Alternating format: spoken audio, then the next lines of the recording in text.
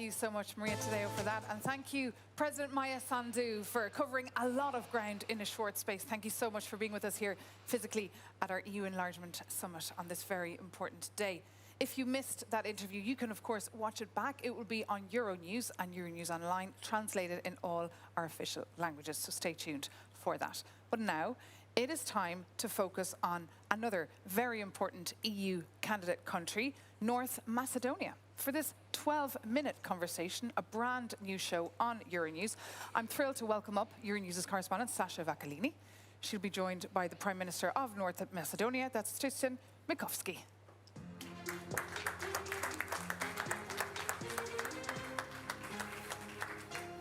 Hello, thank you very much for being here. Please take a seat. Thank you for the invitation. We are going to hear right after Moldova, of course, we're going to continue this conversation, of course, about the candidates and the long way to the European Union membership. You do have great experience to share with some of the candidates there. This is indeed Euronews' new format, 12 minutes with, and we're going to have 12 minutes with Kryeminstri Mikovski, Prime Minister of North Macedonia. Thank you for being here. Thank you for the invitation, of course. You are a very experienced candidate, if I may say. Now, the country submitted the application in March 2004. Practically, we started this journey Në more than 2 praktik, decades ne ago. kemi 2 nisur decades and a half, 25 years ago. rrugtimin e antarësimit më shumë se 20 vjet më parë. 25 years ago, we signed that 25 vjet më parë ne nënshkruam marrëveshjen e stabilizimit dhe asociimit me Bashkimin Evropian.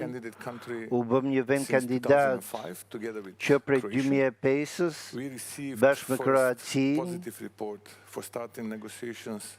kemi pasur raporte pozitive për nisjen e negociatave, por fatkeqësisht jemi në të njëjtin vend ku ishim 25 vjet më parë.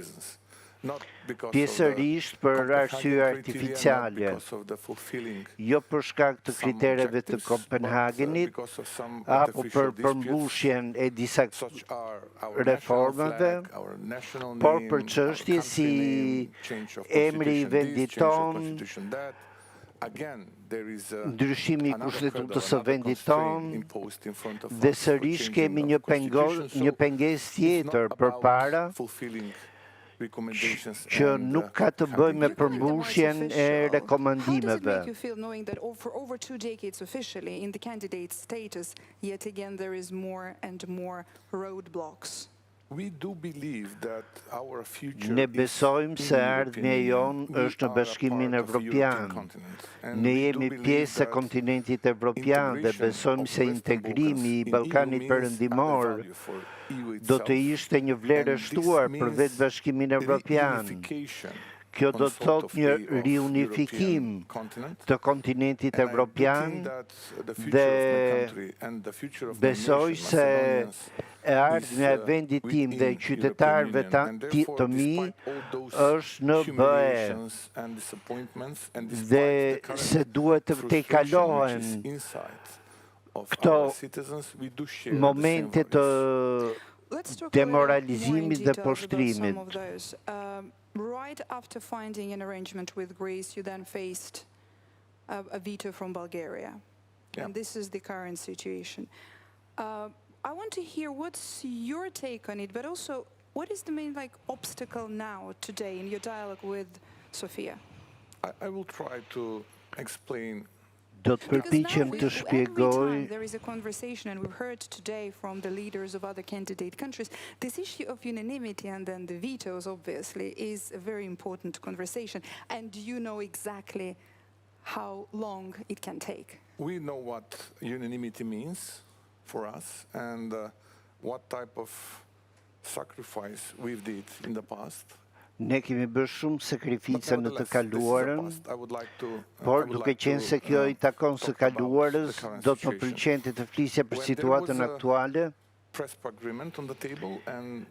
Në trye zuarit marrëveshja e Prespës,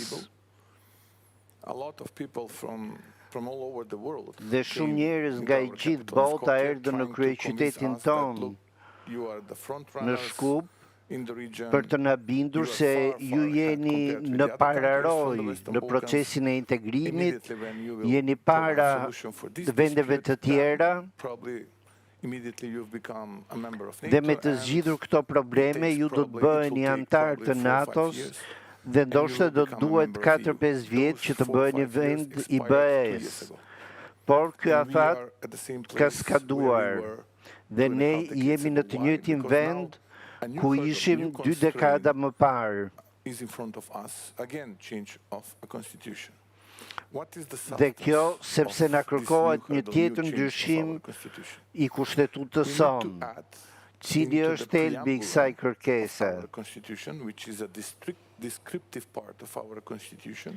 Ne duhet të bëjmë një ndryshim që kërkohet nga minoriteti bulgar që jeton në vendin tonë dhe që bëhet fjalë për një pakicë, vetëm disa qindra njerëz që kanë deklaruar se gjuha mëm e tyre është bullgarishtja. Are asking me, okay, Prime Minister, what is now? What is now the problem? Why we need to... Dhe ndërsa shtrohet pyetja se cili është problemi, se cila është pengesa, unë them, nëse ne bëjmë këtë ndryshim kushtetues, kjo do të jetë hera e fundit, apo duhet të bëjmë ndryshime të tjera në të ardhmen?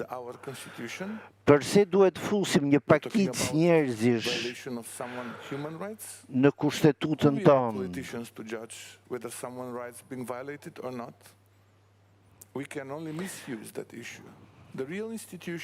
Institucionet e vërteta që gjykojnë nëse të drejtat e një komuniteti po shkelen apo jo, është gjykata e Strasburgut. Dhe çfarë thot gjykata e Strasburgut për këtë çështje? 14 herë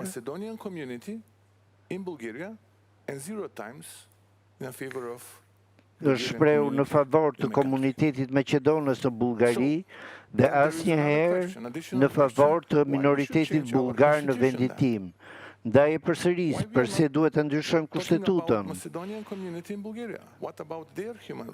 Po për të drejtat e Maqedonasve në Bullgari,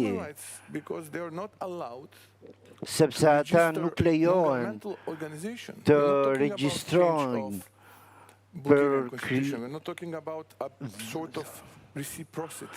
Ne nuk po flasim këtu për një masë reciproke, por për regjistrimin e organizatave jo qeveritare.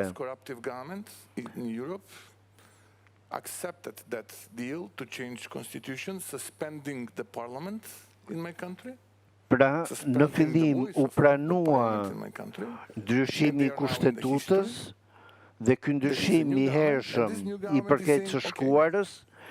Kemi një qeveri të re në vendin tim dhe pyetja që shtrohet në këtë moment është se si po funksionon ligji ndërkombëtar, si po mbrohen minoritetet që janë në territorin e Bashkimit të Evropës. Trying to convince them, probably, or explain it to them. You mean about Bulgarian community? They have all the rights. Komuniteti bulgar ka të gjitha, gëzon të gjitha të drejtat. Ata janë pjesë e institucioneve tona. Dhe pastaj po flasim për disa qindra banor, jo miliona. Which are not allowed, again, I'm emphasizing this, which are not allowed to register non-governmental organization. We're not talking about change of Bulgarian constitution. Ndërkohë që në Bullgari, minoriteti Maqedonës nuk lejohet të regjistrojë as organizata jo qeveritare. Ndaj, ne duam të shohim vendin ton të ullur në tryezën e BE-s Dhe të kemi garancinë se ky do të jetë ndryshimi I fundit që do të na duhet të bëjmë. Quite similar obstacles on their path. What would be some kind of piece of advice that you could share with your experience? Again, given that you had to overcome first one veto, then the second one veto, and then, as you said, who knows which one might come next?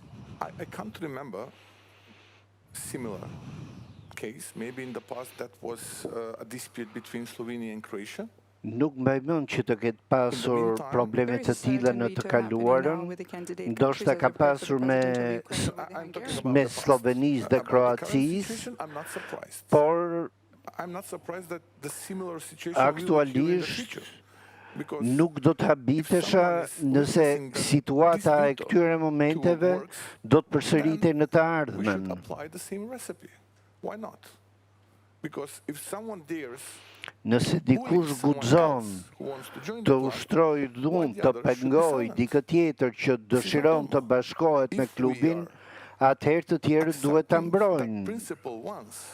Then this principle will destroy all the values developed by De Gasperi, Schuman and Adenauer when this organization was developed. Pra kemi të bëjmë një gjë e tillë do dëmtonte ato parime të miratuara nga De Gasperi, Adenauer vite më parë. Pra kemi të bëjmë me shkeljen e vlerave dhe parimeve mbi të cilet BE është ndërtuar. Nuk jam shumë I habitur dhe jam I bindur se do të vazhdoj edhe në vitet e ardhshme. Dhe e them këtë sepse 2 dekada më parë e nisëm këtë proces dhe sot jemi në të njëjtin vend ku ishim. Dhe pse? Sepse dikush po përdor këtë mjet për të përfituar.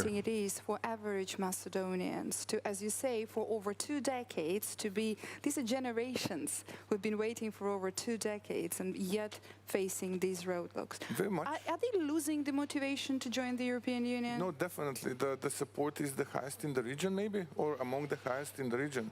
I'm working as a professor and teaching mechatronics. For me, it was in my previous life. Në jetën time të mëparshme, sepse sot jam kryeministër, kam qenë profesor, por ndjeva keqardhje kur vura re se një pjesë e studentëve tanë ishin të gatshëm të largoheshin nga vendi, sepse ndiheshin të pashpresë dhe shumica e tyre sot jeton në vendet e BE-s.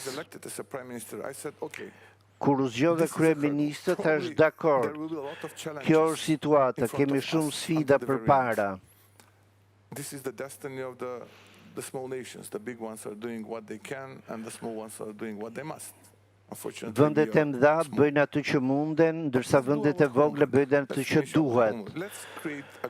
Por le të bëjmë detyrën tonë, le të punojmë për t'i kthyer të rinjt.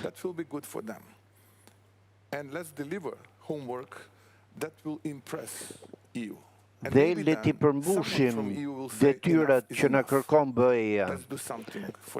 Otherwise, this is damaging our values and practically this does not have a future. Por në situatën aktuale duket sikur nuk kemi një të ardhme. Ne do t'i përmbushim detyrimet tona dhe këtë po bëjmë. Po përmirësojmë gjendjen ekonomike, kemi pasur rritjen më të madhe të GDP-s. Kemi një kuotë të ulët inflacioni dhe njerëzit po kthehen, gjë që është pozitive. Thank you very much. We'll have to wrap it up here. Thank you for this experience and for sharing it with us here for the enlargement talks. That was 12 minutes with Prime Minister of North Macedonia, Hristijan Mickoski. Thank you. Thank you for the invitation. It was my pleasure.